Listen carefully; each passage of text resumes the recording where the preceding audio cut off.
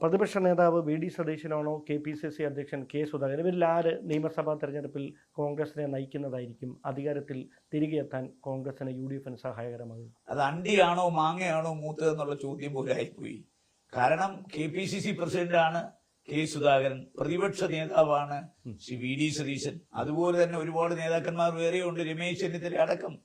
ഞാൻ പറഞ്ഞല്ലോ, ഇതൊരു കളക്റ്റീവ് ലീഡർഷിപ്പാണ്. ആ കളക്റ്റീവ് ലീഡർഷിപ്പ് ഇപ്പം വൻപിച്ചൊരു ഭൂരിപക്ഷം നേടിയെടുത്തിരിക്കുകയാണ്. മനസ്സിലായില്ലോ? ഇപ്പൊ സുധാകരൻ തന്നെ പരാജയപ്പെടുമെന്ന് എല്ലാവരും പറഞ്ഞില്ലേ? പക്ഷേ മുഖ്യമന്ത്രിയുടെ മണ്ഡലത്തിലും പാർട്ടി സെക്രട്ടറിയുടെ മണ്ഡലത്തിലും വൻപിച്ച മുന്നേറ്റം നടത്താൻ അദ്ദേഹത്തിന് കഴിഞ്ഞില്ലേ? അത് കോൺഗ്രസിന്റെ ക്രെഡിറ്റ് കൊണ്ടല്ല, അദ്ദേഹത്തിന്റെ സ്വീകാര്യത കൊണ്ടാണ് എന്ന തരത്തിലുള്ള അഭിപ്രായങ്ങളും അദ്ദേഹത്തോടൊപ്പമുള്ളവർ പറയുന്നു.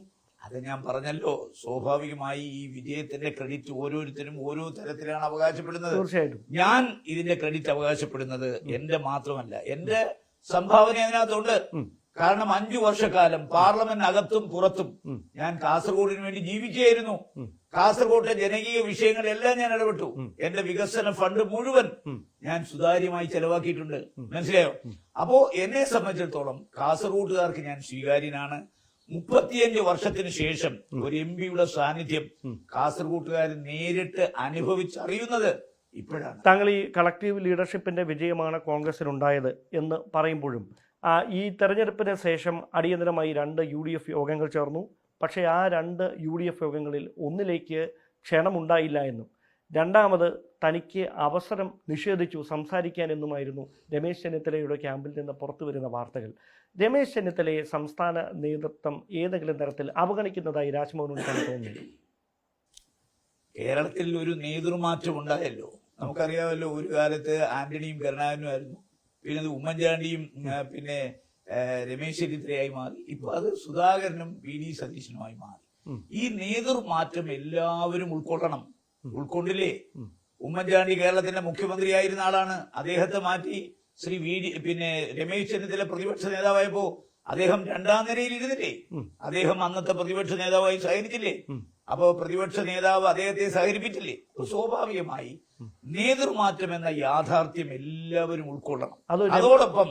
അതോടൊപ്പം നേതൃത്വത്തിൽ വന്ന ആളുകൾ തങ്ങളെക്കാൾ സീനിയറായ ആളുകളെ അംഗീകരിക്കുകയും അവരെ സഹകരിപ്പിക്കുകയും വേണം. ഞാൻ പറഞ്ഞത് നേതൃമാറ്റം ഉണ്ടായി.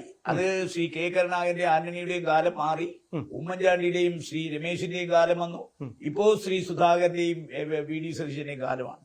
അപ്പൊ നേതൃത്വം അഖിലേന്ത്യാ തലത്തിൽ മാറ്റുമ്പോ ആ മാറ്റം ഉൾക്കൊള്ളാൻ എല്ലാവരും തയ്യാറായാൽ മുമ്പോട്ട് പോകാം. പിന്നെ രമേശ് ചെന്നിത്തലയ്ക്ക് എന്തെങ്കിലും പരാതി ഉണ്ടെങ്കിൽ ആ പരാതിയെക്കുറിച്ച് അന്വേഷിക്കാനും പരിഹരിക്കാനും പ്രതിപക്ഷ നേതാവ് നേരിട്ട് പോയി കണ്ടു, സംസാരിച്ചു.